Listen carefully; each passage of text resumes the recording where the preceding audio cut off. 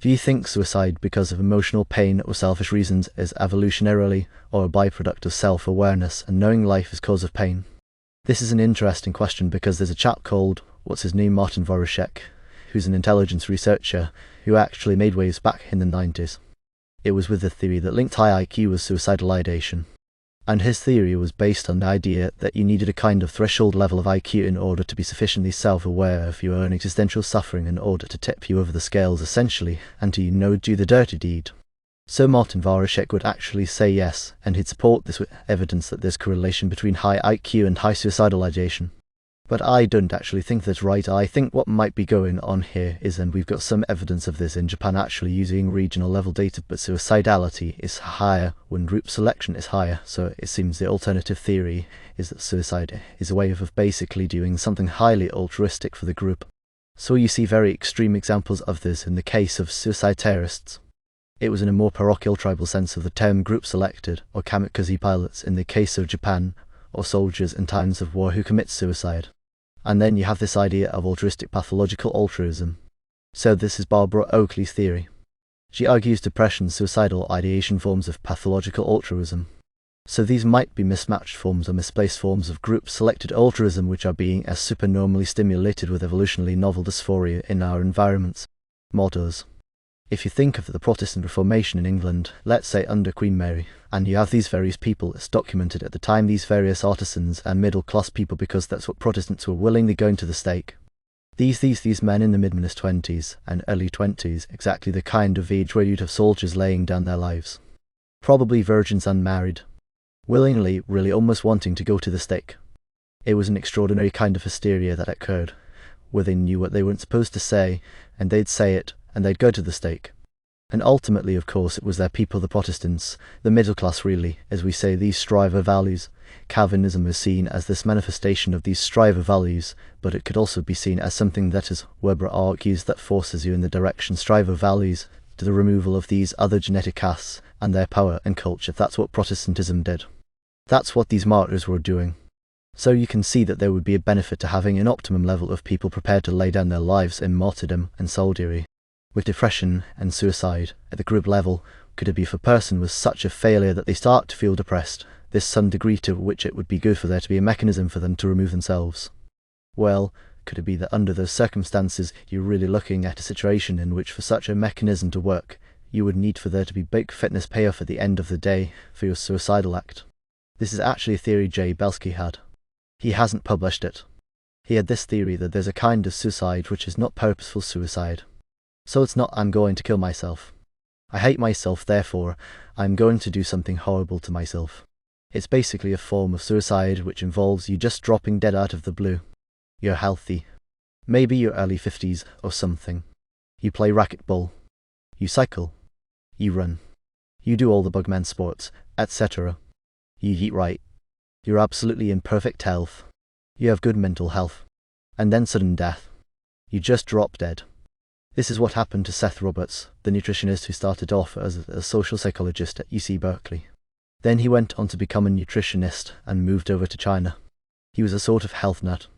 I actually co-authored a paper with him shortly before he died. He's a very interesting fellow. He was a lefty, but he actually had these very sort of pro-Bruce Charlton and pro-medical hypothesis about how the controversy was happening. I think he was on the editorial board at the time. He was one of the few that supported Charlton. And he was a health nut.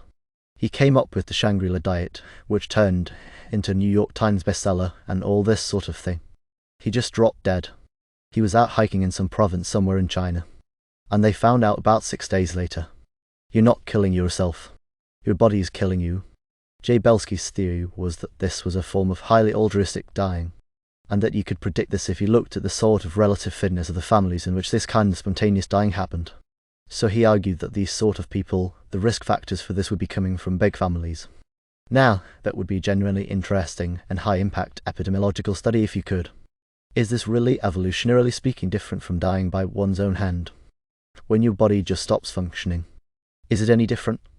It's a way of your body killing yourself, either physically or mentally, where your body destroys your mind in such a way that makes you kill yourself, through depression or what have you, or psychosis, or your body just shuts its metabolism down. There are many ways to skin a cat, and if the end of many paths lead to Rome, the same fitness payoff accrues to having this, these genes within the population, these termination genes, essentially. And you're going to see a variety of strategies, a variety of adaptations. So there's two ways one could interpret the burnings in England's history. One is under Mary, in which how many people, it was worth 300 or something, in a population of 3 million, were burned. On the one hand, by doing it, it's inspiring the group. So by having these figures, it inspires the group. But on the other hand, it's a manifestation of the intelligence and group selectedness of the group that you have them at all. Here's an idea. Here's a brand new idea which you've just given me. You're familiar with Amot's Therhave's work on costly signalling. Costly signalling theory is the idea that you can do certain things which impose a cost on you, that at the same time they advertise your hidden fitness. So the peacock's tail is a perfect example. The male peacock struts around with his gaudy tail, which would just make him very, obvious predator bait. But somehow he's able to get away from predators despite that. So selection favours a trade-off between tail length and which is too long predators will get you. If it's too short, you won't get any peacock sex, or rather peahen sex. So as a consequence, there's this perfect sort of middle ground where it's just costly enough. That's a costly signal. What if these sorts of behaviours, these martyrdoms, are group-selected forms of costly signalling, where the cost is borne by the individual, or rather the cost is borne by the entire group? Because they are losing all their high priests. They're losing all their top holy men. But at the same time, what that's shown to the group with whom they are in competition is you can kill these people. We've got plenty more where they came from. So it undermines the confidence of the opposition group. It makes sense more of what these Islamic groups are doing. It's a costly signalling, and it does undermine the confidence of the opposed group, and the Japanese in the war as well. Same thing. They can just throw kamikaze pilots at you. They're saying as a group, okay, you can take us on, but this is what we're going to show you we're made up of because we're able to lose some of our best people and you still won't be able to subvert our resolve. It's as simple as that. So that, by the way, could be written up and then shown mathematically. I could easily code up a simulation of that. That's a simple population simulation. I could do it in 5 minutes. There's person that's saying the Japanese lost. Now, yes, the adaptation doesn't always have to work. It can work enough of the time that it can be a viable strategy. Were the Japanese using this in wars in which they were successful historically? Our data indicates that based on the prefecture level analysis of historical conflict in Japan, and it correlates that, yes, it was used successfully